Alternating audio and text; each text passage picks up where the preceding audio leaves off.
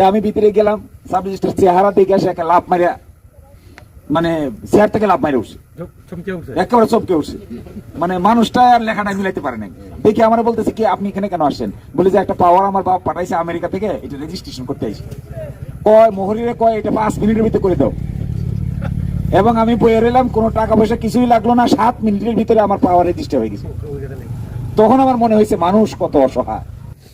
ওই দিরাইয়ের ডাক বাংলোতে বসে এসি রুমের ভিতরে বসে চুরির পরিকল্পনা করার চাইতে এই হাওরের 2 বিঘা জমি করে 40 মণ ধান পেয়ে রাতে বউ বাচ্চা নিয়ে আরাম করে খায়া ঘুমানোটা অনেক বেশি সম্মানের এবং মর্যাদার। আমি আপনাদের এই রাজনীতির কথা বলতে আসছি। আসসালামু আলাইকুম।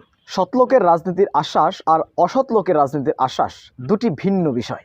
সুপ্রিয় দর্শক, তার একটি এক্সাম্পল আপনাদের মাঝে নিয়ে এসেছি। অ্যাডভোকেট শিশির মনির, আপনারা অনেকেই চেনেন, বাংলাদেশের আইন অঙ্গনের বড় একজন ব্যক্তিত্ব।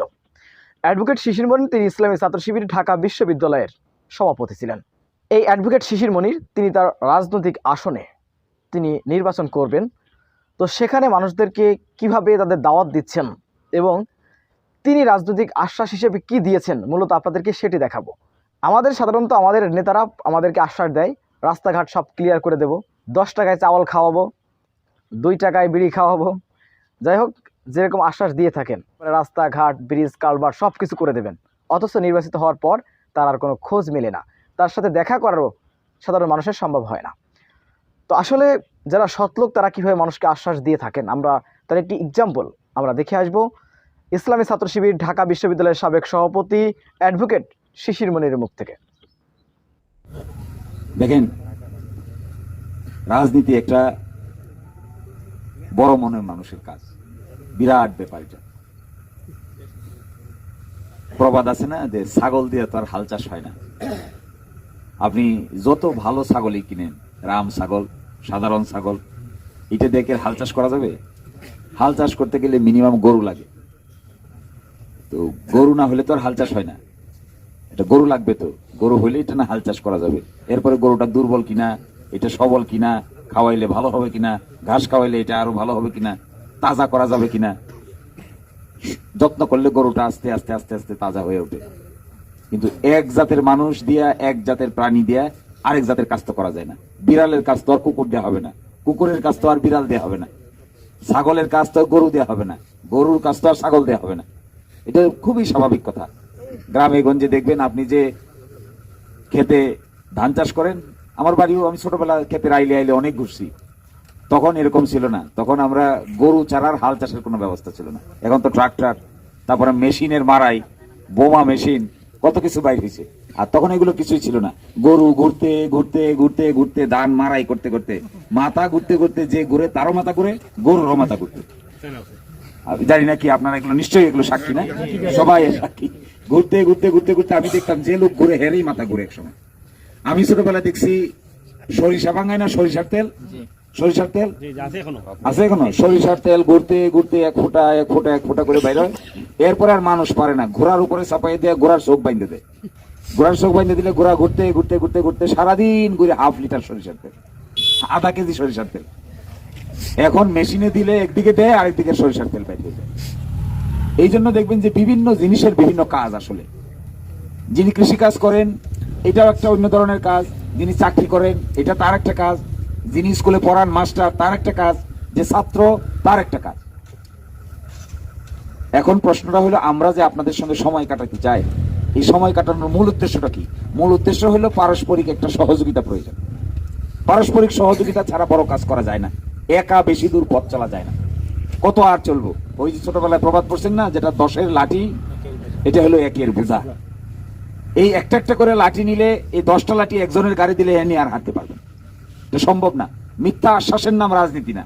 আমি এই করে দিব, আমি আপনারা এই করে দিব, জীবনযাত্রার মান পরিবর্তন করে দিব। যে যায় লঙ্কা সে হয় শেষ পর্যন্ত রাবণ। দেখেন না, লঙ্কা যাওয়ার পর রাবণ হয়ে যায়। এই করে দিব, ওই করে দিব, তারপরে পাশ হয়ে যাওয়ার পরে তো কিছুই হয় না। তাহলে লঙ্কা যাওয়ার পরে তো রাবণ হয়ে গেছে, আর কিছু করতে পারতেছে না। তো এই জন্য আমি আসছি আপনাদের সাথে এক ধরনের আলাপ আলোচনা করতে, গরম বক্তৃতা দিতে না। আলাপ আলোচনাটা কি? পরস্পরকে সহযোগিতা করার আলাপ। আপনার এই যে সুজনের ভাই বলে গেছেন না, আমরা কিন্তু এখনো জানি না যে একটা সাব রেজিস্ট্রার অফিসে গেলে আমার কাছ থেকে যে টাকা নিয়ে নেয় বাড়তি টাকাটা, এই বাড়তি টাকাটা যেন না নেয়, এই জন্য আমার কি করণীয়? আমি ভয়ে ডরে কেমন করে মোহরিরা টাকাটা দিয়ে খালি বাইরে আসতে পারলি হয় রেজিস্ট্রেশনের কাজ শেষ করে। আমি কিন্তু আর প্রতিবাদ করি না, আমি কিন্তু আর বলি না যে আমাদের স্টাম্পের দাম কত এত টাকা, সরকারি ফি কত এত টাকা, তাহলে এর বাড়তি টাকাটা কই যায়? আমরা বলতে পারি না তো, বলেন? খুব খুশি, কারণ এই রেজিস্ট্রেশনের টাকাটা দেয় কে? যে জমি কিনে সে দেয়, না জমি বিক্রি করে যে সে দেয়? রেজিস্ট্রেশনের খরচটা বহন করে কে? যে কিনে। যে কিনে হে ধন দৌলত বেশি না কম? বেশি। তার কাছে 5,000 টাকা কোনো টাকা, 10,000 টাকা কোনো টাকা। সে যদি 50 লাখ টাকার জমি কিনে, তাহলে সাব রেজিস্ট্রারকে 50,000 টাকা দিয়ে সে খুশি হয়ে যায় যে এই কাজটা স্যার কাজটা করে দিয়েছি। আসলে তো সাব রেজিস্ট্রার 1 টাকাও নেওয়ার কথা না, 1 টাকা নেওয়ার কথা, 1 পয়সা তো নেওয়ার কথা না, সরকারি ফি নেওয়ার কথা। আর ওখানে রেভিনিউ ওয়ার্কারে স্টাম্প কেনার জন্য যে কয় টাকা লাগে এই কয় টাকা নেওয়ার কথা, বাকিটা তো নেওয়ার কথা না। সরাসরি যায় না তো, ব্যাংকও যায়। হ্যাঁ, সরাসরি ব্যাংকে যায়। তাইলে এখন এটার জন্য এই কাজটা করে দেয় কে? মোহরি। আপনারা কে করে দেয়? দলিল লেখক। দলিল লেখক আছে না, মোহরি। দেখবেন সাব রেজিস্ট্রারের অফিসের উল্টা দিকে কতগুলো দোকান হয়েছে না, এই দোকানের মধ্যে এক একজন মোহরি বসে, দোকান সাজাইয়া ফটো স্টেট মেশিন টেশিন নিয়ে বসছে। তার কাজ কি? দলিল লিখে দিবে, তারপরে সাব রেজিস্ট্রারের সাথে দর কষাকষি করে সে টাকা নেয়। আমিও পড়ছিলাম এরকম এক সমস্যা। আমি একটা পাওয়ার রেজিস্ট্রি করতে আসছিলাম, আমার আব্বা আমেরিকায় থাকে, আমেরিকা থেকে আমার একটা পাওয়ার দেয় না, পাওয়ার অফ অ্যাটর্নি, তা আমার জমি জমা গুলো পাওয়ার দিছে যেন আমি বিক্রি করতে পারি বা কিছু একটা করতে পারি। তো আমার একটা পাওয়ার দিছে, পাওয়ারটা রেজিস্ট্রেশন করার জন্য আমি দিলাই সাব রেজিস্ট্রার অফিসে আসছি। তা আমারে বলছে 11টার সময় আসলে সাব রেজিস্ট্রার এটা করে দিবে। আমি আইসা 9টার সময় বসে দিছি, ঢাকা থেকে আইসা। তো 9টা বাজে, 10টা বাজে, 11টা বাজে, 12টা বাজে, 1টা বাজে, এখনো জিজ্ঞাসা করলাম আচ্ছা ভাই এখনো তো আসে নাই। কয় যে স্যার আসতেছে, স্যার রওনা দিছে, রাস্তায় আছে। 1টা বাজে যে এতক্ষণ কি করে বসে থাকবো? বলছে স্যার আসতেছে। শেষ পর্যন্ত মনে হয় আমার এভাবে চিনে নাই আর কি, না চিনে শেষ পর্যন্ত আমার বলতেছে যে এইটা তো কিছু ঝামেলা আছে, তো কিছু টাকা না দিলে বলে হবে না। তা আমি বললাম যে আমার সাব রেজিস্ট্রারের সাথে দেখা করার সুযোগ দেন, কথা বলার সুযোগ দেন, আমি কথা বলে জিজ্ঞাসা করি ওনারে কি সমস্যা আছে। তা আমি ভিতরে গেলাম, সাব রেজিস্ট্রার চেহারা দেখে আসে একটা লাভ মারিয়া, মানে চেয়ার থেকে লাভ মারে উঠছে, একেবারে চমকে উঠছে। মানে মানুষটা আর লেখাটা মিলাইতে পারে নাই। দেখি আমার বলতেছে কি আপনি এখানে কেন আসছেন? বলি যে একটা পাওয়ার আমার বাপ পাঠাইছে আমেরিকা থেকে, এটা রেজিস্ট্রেশন করতে আইছি। কয় মোহরিরে কয় এটা 5 মিনিটের ভিতরে করে দাও। এবং আমি বইয়ে রইলাম, কোনো টাকা পয়সা কিছুই লাগলো না, 7 মিনিটের ভিতরে আমার পাওয়ার রেজিস্টার হয়ে গেছে। তখন আমার মনে হয়েছে মানুষ কত অসহায়, মানুষ কত অসহায়। এই জায়গায় আমি না হয়ে, আরেকজন সাংবাদিক না হইয়া, আরেকজন ডাক্তার না হইয়া, আরেকজন সাধারণ মানুষ গেলে কইব টাকা ছাড়া কি এখানে কাম হয়? হয় কা টাকা ছাড়া কাম? টাকা ছাড়া এখানে কাম হয় না। এখানে চেয়ার টেবিলেও টাকা খায়, এখানে কারবার না। এখানে চেয়ারে কি কয়? চেয়ারে কোনো টাকা দাও, টাকা দাও। টেবিলেও কয় আমারে দাও, আমারে দাও। তারপরে উপরে দেখায় না, টেবিলের নিচে দিয়ে একটা ড্রয়ার আছে, কয় এখানে রেখে যাও। কয় আমাদের সাব রেজিস্ট্রার হুজুর মানুষ টাকা সরাসরি ধরে না, ওনারে এই ড্রয়ারে রেখে যেতে হয়। কি অদ্ভুত কাণ্ড কারখানা। আমরা যে রাজনীতির কথা বলতে চাই, আমরা চাই যে এগুলো চিরতরে বন্ধ হয়ে যাক। আমরা যে রাজনীতির কথা, আজকে গেছিলাম হাসপাতালে, এই আমি কেন এই প্র্যাকটিক্যাল সমস্যার কথা বলতেছি, আমি আসলে এগুলো বলার জন্য আসছি, আপনাকে বড় বড় কথা বলার জন্য না। গেছিলাম আমরা দিলে হাসপাতালে গিয়ে দেখি 17 বছর আগের এক্সরে মেশিন এইভাবেই পড়ে গেছে। এক্সরে মেশিন দিয়ে এক্সরে হয় না, তেলা পোকা আর মাকড়সার জাল বাঁধছে।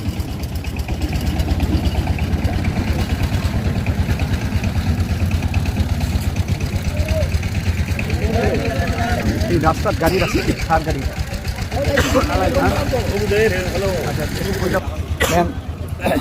দিরাই একটা এত বড় হাসপাতাল আছে না, সাব রেজিস্ট্রার অফিস পার হয়ে গেলে হাসপাতালটা না, কিন্তু আপনি গিয়ে দেখবেন এই হাসপাতালে আপনি কি সার্ভিস পাবেন, কি সার্ভিস পাবেন? ধরেন একজন গর্ভবতী নারী, তার প্রসব বেদনা উঠছে, করিমপুর থেকে তারে দিরাই নিয়ে যাইতেছেন।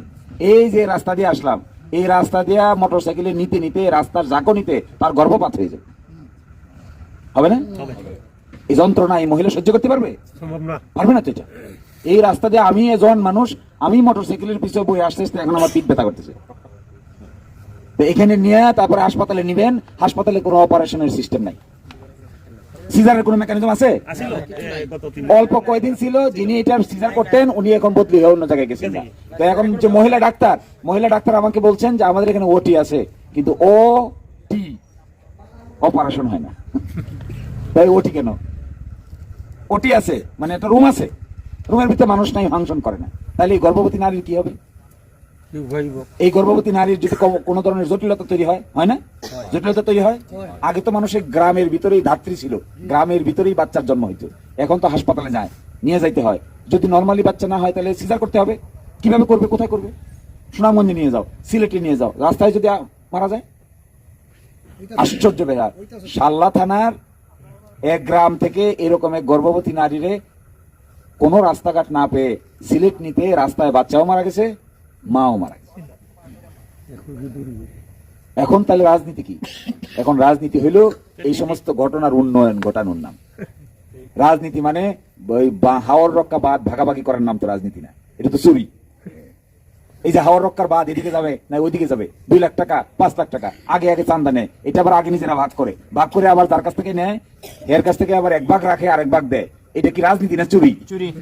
এটা একেবারে স্রেফ চোরের কাজ, একেবারে 100% চোরের কাজ। এটা একটু ভদ্রলোকের চুরি। এই চোর আবার সুন্দর করে জামা কাপড় কোট টোট পরিয়া আমার আপনার সামনে এমন করে হাঁটে যে নিজেই ম্যাজিস্ট্রেট হয়ে গেছে। আর বেসিক্যালি হি ইজ এ চোর। বাংলা ভাষায় বললে কি বলবে?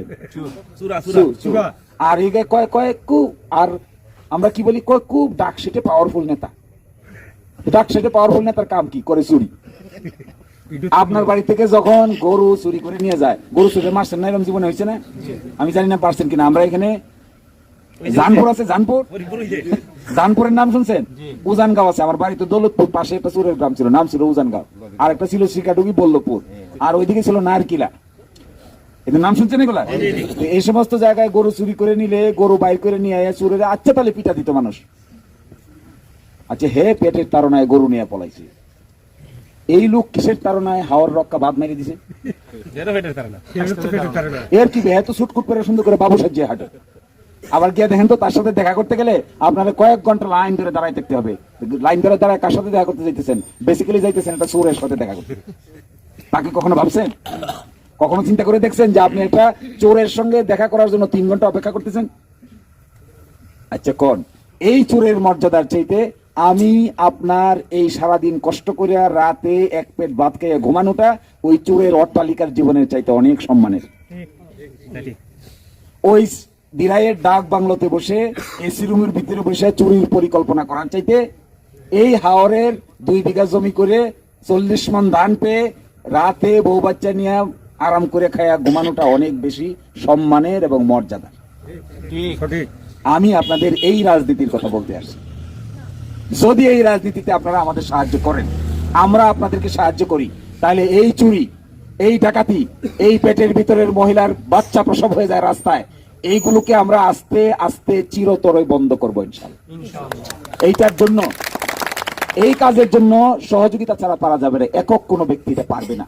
এই কথা বললেও হবে না, মিথ্যা হবে, মিথ্যা আশ্বাস হবে। আমি একটা মিথ্যুক হব, আমি একটা অন্যায়কারী হব, এই মিথ্যা আশ্বাস যদি আমি আপনাদের দিই। কিন্তু যদি আপনি সহযোগিতা করেন, পিছনের লোকেরা সহযোগিতা করে, এই সুজনের ভাই আছে তারা সহযোগিতা করে, সকলে মিলে শক্ত হাতে ধরেন, তাহলে চুরিও পালাবে, উন্নয়নও ঘটবে।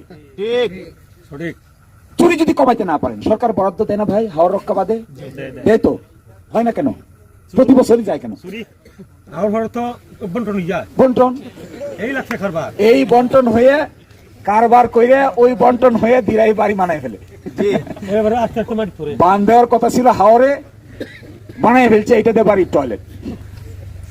বান দেওয়ার কথা ছিল হাওরে, এই টাকা নিজের টাকা মনে করিয়া পকেটে রাখিয়া এইটাতে বানায় ফেলছে নিজের ঘরের টাইলস লাগাইছে। কি অদ্ভুত কাণ্ড কারখানা। আমার মনে হয় সময় আসছে, বাংলাদেশের সময় আসছে, রাজনীতি যারা করবে তাদের মাঝে এরকম স্বচ্ছতা, জবাবদিহিতা, ন্যায়পরায়ণতা, সততা, এগুলো দেখে আমাদেরকে একটা বুদ্ধি করে জনগণকেও এটার পক্ষে বিপক্ষে দাঁড়াইতে হবে। এটা জনগণের কাজ। আপনারা যে বলছেন আপনারা ভালো লোক, আপনারা নির্বিবাদী লোক, আপনারা কেউ কারোর সাথে গোলমাল করেন না, আপনাদের গ্রামে কোনো মামলা নাই, একের সাথে অন্য কোনো বিবাদ নাই, জমি নিয়ে মারামারি নাই, এতটুকু বসে থাকলে এই পরিবেশ থেকে মুক্তি পাওয়া যাবে না। এই পরিবেশ থেকে মুক্তি পেতে গেলে এই অন্যায়কারীদের বিরুদ্ধে, এই অসৎ লোকের বিরুদ্ধে, এই দুর্নীতিপরায়ণ লোকের বিরুদ্ধে, এই মারামারি হানাহানির বিরুদ্ধে বলতে হবে যে এই মারামারি, হানাহানি, অন্যায়কারী, অসৎ লোককে আমরা আর সাপোর্ট দিব না। এইটাই হবে মূল রাজনীতির কেন্দ্রবিন্দু। আর এখানে ধর্ম বর্ণ নাই, কে হিন্দু কে মুসলমান। আরে বাবা, সততার সাথে ধর্মের বিভেদ আছে নাকি? কোন পৃথিবীর কোন ধর্মে মানুষকে অসৎ হইতে শেখায়? কোন ধর্ম আছে যে কয় অসৎ হোক? কোন ধর্ম আছে যে ধর্মে মানুষকে সৎ হইতে শেখায় না?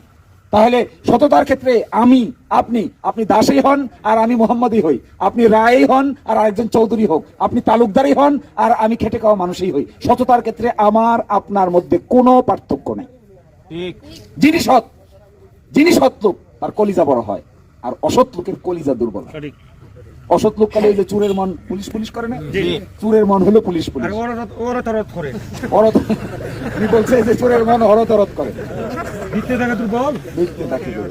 তাহলে আমি আসলে গরম বক্তৃতা দেই নাই, আমি এটাই শুধু বলতে চাইছিলাম যে ভাষাটা আপনার, সেই ভাষাটা নিয়ে আমি আলাপ করতে চাইছিলাম। আমি যা বলতে চাইছি আপনাদেরকে, আপনারা কি এটা বুঝতে পারছেন? এখানে অত গ্রামাটিক্যাল বইয়ের ভাষায় বক্তৃতার কিছু নাই, এখানে হলো পরস্পর বোঝাপড়া করা। আমার ল্যাঙ্গুয়েজ যদি না বুঝেন, আমার ভাষা যদি না বুঝেন, তাহলে কি হবে? নাই লাভ নাই। আপনার ভাষা যদি আমি না বুঝতে, এই যে আপনি বলেন অরতরত করে, এই অরতরত করে এটাও একটা, এটা কি একজনে বলে? এই গ্রামে হাজার হাজার লোক বলে, বলে না যে অরতরত করে? সবাই বলে। এইটাই চুরের মনে এই পুলিশ করে। তো আমরা আসছি এখানে এই চুরদের বিরুদ্ধে অবস্থান নিতে। কারবার কইরা তো সুবিধা করে কি তারা ওতে।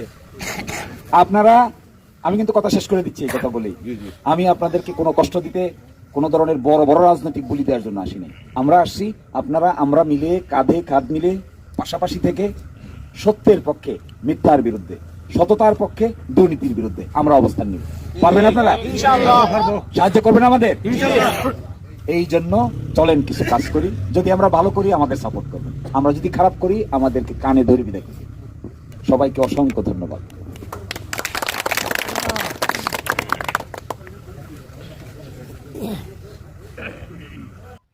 সুপ্রদর্শক, সাবেক শিবির নেতা অ্যাডভোকেট শিশির মনির এই বক্তব্যটি আপনারা কিভাবে দেখছেন? অবশ্যই আপনাদের মূল্যবান মন্তব্য কমেন্ট বক্সে জানাবেন।